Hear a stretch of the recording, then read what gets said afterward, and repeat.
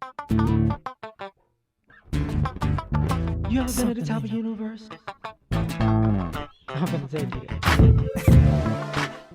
All right, what's happening, fam? L.A.R. movement still moving. Subscribe or die trying. I feel like I'm talking really slow. Um, you see the thumbnail. We pray out of a sense within a sense of entitlement. So I'm sitting there. Took me 40 something years to say this publicly, right? We learn we learn religion and we learn God and the universe, whatever you want to call it. And unfortunately, and I've talked about this particular aspect of it before, we pray to God like we asking Santa Claus for stuff. And or we pray to God when the bottom fell out of a situation and things are terrible, I need you right now because everything then went left. And I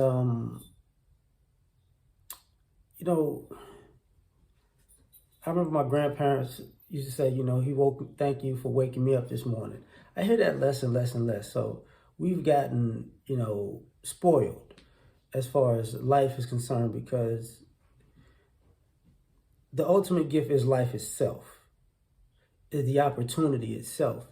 And it's unfortunate that sometimes we have to destroy or almost destroy the opportunity of life to go, God, I need you right now. Like not right now. Now there are circumstances where you just, life happens and you praying to God and it's like, just please help me. I get it.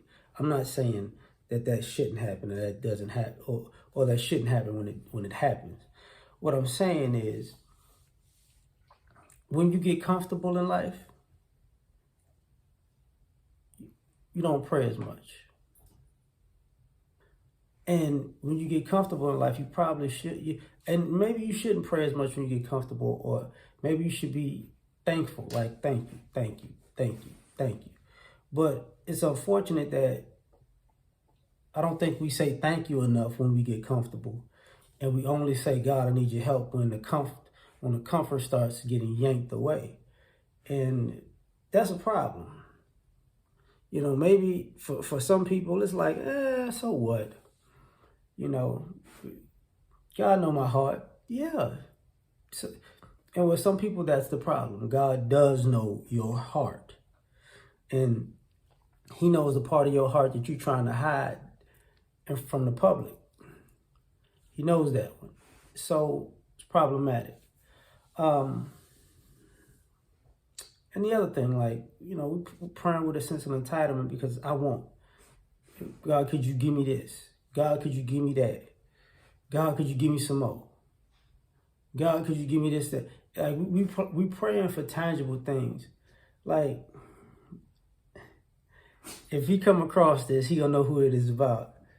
I remember a good friend of mine who was in college said, I prayed to God that when I was a young man that I would have some, let's say, that I would be bigger in the down there. He answered my prayer. That's basically what he said. I was like, bro, I know you didn't pray for that. He's like, yes, I did. He answered me. I'm like, I'm glad you said you was a teenager when you did that. That was stupid, but whatever. So, sometimes we pray for things that sometimes just does not make sense. Like it doesn't even register to be a good thing to be praying for in the first place. But for some people, God's our genie. I'm gonna give you what your heart's desires. Da da da da. Just rub on the Bible 3 times, and then an angel will fly out, and they're like, "Yo, this is what I need. This is what I need. Okay, I need this. This Mega Millions. I need the Mega Millions lotto numbers. That's all I gotta pray for. That's it. That's all I need. If you do this for me, you ain't gotta do nothing else. And then if you do this for me, I ain't gotta talk to you no more, ever again, because I'm good. And the reason why it says entitlement, you got people praying for another day. You see what I'm saying? They're praying for life. They're praying for their family. They're praying for their friends. They're praying for other people's family and friends. They're praying that they have a good life, because, you know, that's the one thing, that's the one promise that's not promised. We got life, but it's not promised. And unfortunately, a lot of us take it for granted. And when we take it for granted, it's just like, it takes a life-changing event for us to get down on our knees and pray. And then, you know, because when you talk about submission, the problem with submission is a lot of us can't even submit to God and pray in a thankful way. We can't even say, you can't get down and say thank you. So, and I'm guilty of this also. So, you know, and from time to time, and I say it now, you know, I apologize to God for not being thankful enough, because I should be abundantly thankful, and I'm wrong for that. You know, I got a lot of good things in life, so I stopped praying. That was one thing I stopped praying, because if it was something about entitlement, like if it was, that was one thing I did do. I was like, look, I'm not going to sit here and ask you for this. I don't think that's right. I'm going to just say thank you. So I'm one of those people who I stop myself from praying because I want. So this is also where this comes from.